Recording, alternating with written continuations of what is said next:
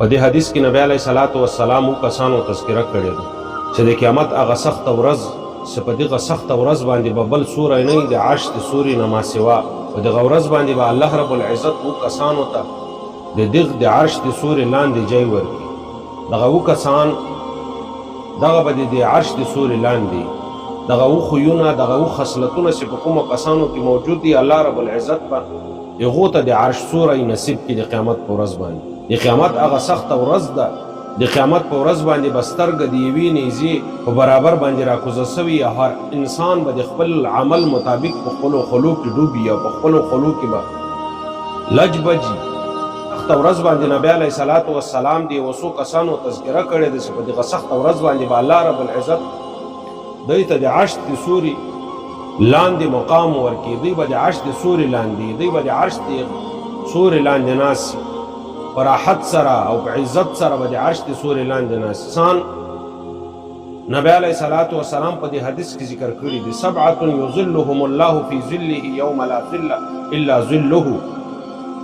امام عادل بادشاہ چې د خپل رعیت سره عدل کې انصاف کی حق خپل رعیت ته ورکوي ظلم نه ورسره کوي ناانصافي نه ورسره کوي. هغه بادشاہ به د قیامت په ورځ باندې د الله رب العزت د عرش د سوري لاندې. دوم نمبر نبی علیه الصلاۃ والسلام ذکر کړی چې هغه ځوان شاب نشأ فی عبادت الله هغه ځوان چې د خپل ځواني د الله رب العزت په عبادت کې تېره کړله. خپل ځواني خپل هغه لویوالی خپل نشونما دی د الله رب العزت په عبادت یعنی دی د الله رب العزت په دین کې را لوی سوی د پرورش د الله رب العزت په دین کې سوی د ټوله زندگی د الله رب العزت په دین کې تېره کړي. ورجل ذکر الله خالیا. دریم نمبر کس هغه چې د الله رب العزت ذکر اذکار کې د الله رب العزت نه دعاګانې غواړي ففاضت عیناه وزاړي الله رب العزت ته او د سترګو نه د الله رب العزت د خوف د الله رب العزت د ډار نه وجې نه د سترګو نه اوښکې جاري سي.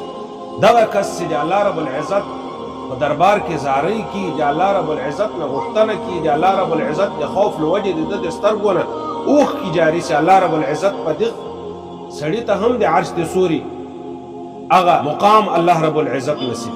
بل رجل قلبه معلق بالمساجد هغه کس چې د زړه په جماعتو پورې تړلی جماعت پورې تړلی همیشه د دې په انتظار باندې چې زه به جماعت ته ځم د الله رب العزت فریضه به ادا کوم هلته به د الله رب العزت ذکر اذکار کوم هلته به په جمع سره لمونځ کوم. همیشه د دې سوچ کې چې جمع د الله رب العزت عبادت د الله رب العزت ذکر اذکار هغه اوقات د مانه تیر رسي او په خپل مقام کې ادا کوم چې هغه جماعتونه. بل هغه دوه کسان چې د الله رب العزت د پاره محبت په خپل منځ د الله رب العزت د دین وجې د دوی دواړو په منځ کې محبت اجتمع علیه وتفرق علیه. دوی چې یو ځای کیږي په خپل منځ کې د الله رب العزت د دین وجې جمع کیږي او کله چې د دوی په منځ کې جدایي راځي او دغه جدایي د الله رب العزت د دین یعنی د دوی ملاوېدل د دوی یو بل سره ملاقات د الله رب العزت د دین سبب او د دوی تفرق د دوی جدایي د دوی په منځ کې سره لرې کېدل دغه د الله رب العزت د دین له وجې.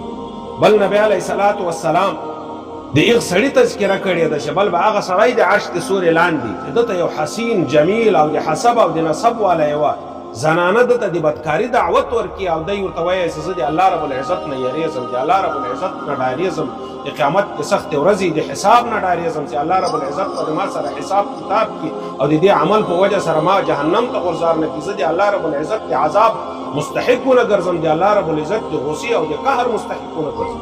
دغه ځوان دغه عمل پرېږدي د الله رب العزت د خوف له وجې نه دغه ځوان به هم الله رب العزت د عرش د سوري لاندې دته هغه مقام و. بل نبی علیه الصلاۃ والسلام ذکر کړی هغه کس چې دی په خپل ښي لاس باندې صدقه وکړي او دومره پټه یې وکړي دومره په خفیه طریقې سره وکړي یعنی چپ طرف ته معلومات ونیسي چپ طرف خلکو ته معلومات ونیسي چې دا ښي لاس باندې ښي طرف ته د غریب ته فقیر ته مسکین ته کوم شی ورکوه یا یې نه کوه معلومات ورته ونیسي دومره په خفیه طریقه سره د الله رب العزت په دربار کې د الله رب العزت په لار کې صدقه کوي.